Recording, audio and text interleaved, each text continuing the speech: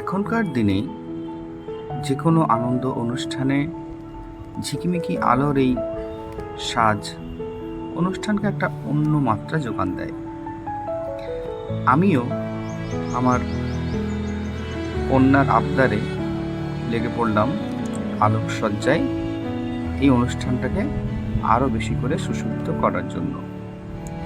প্রথমে আগে আমি একটু লুকটা দেখিয়ে নিচ্ছি যে ফাইনালি কেমন সাজিয়েছিলাম।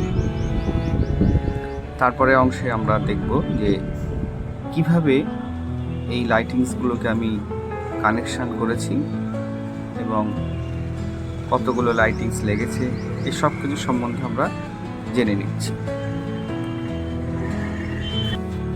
এই ছিল এবারের ঈদের আলোকসজ্জা।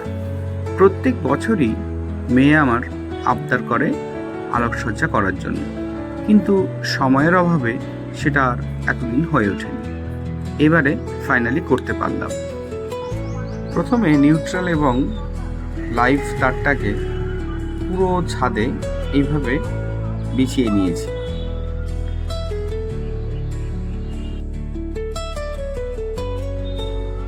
উপরে একটা করে চায়না ক্লিপ বসিয়ে দিয়েছি ওর থেকে ঝালারগুলোকে ঝুলিয়ে দেব বলে, এবং একটা মাপকাঠি করে নিয়েছিলাম যাতে সবগুলো ইকুয়ালি ডিস্টেন্সে থাকে।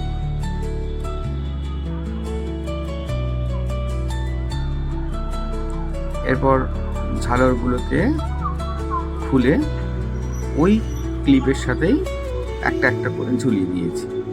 আমি মোটামুটি এখানে ডিস্টেন্স রেখেছিলাম একটা ঝালরের সঙ্গে একটা ঝালরের ওই 1.5 ফুট মতো, 18 ইঞ্চি মতো ডিস্টেন্স রেখেছিলাম।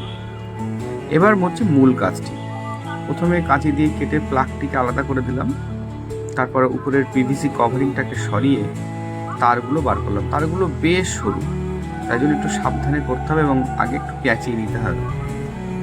এরপর একটি কাতুরির সাহায্যে মূল যে সার্ভিস তারটা ছিল সেখানে একটা ছোট্ট কাট লাগালাম। শুধু পিভিসিটা কাটবে, ভিতরের কপার ওয়্যারিংয়ে যেন কোনো ক্ষতি না হয়।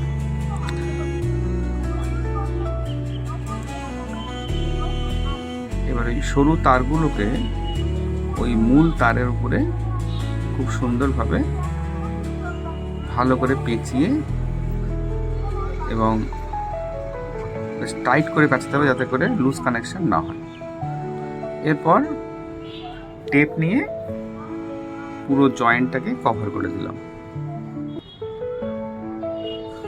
এটাই কিন্তু মূল কাজ। এইখানে যদি সমস্যা হয় তাহলে পুরো শ্রমটাই পণ্ড হয়ে যাবে, ভালোভাবে জ্বলবে না, হ্যাঁ, কিংবা তারটা ছিঁড়ে যেতে পারে। বিশেষ করে আমাদেরকে তো আবার পরে গুছিয়ে রাখতে হবে, সেই জন্য একটু মজবুতভাবে সুন্দর করে এই কাজটি করতে হবে। এভাবেই আমি বাকি সমস্ত ঝালরগুলোকে একটা একটা করে কানেকশন দিয়ে দিয়েছি এবং সবগুলোকে ছাদ থেকে ঝুলিয়ে নিয়েছি।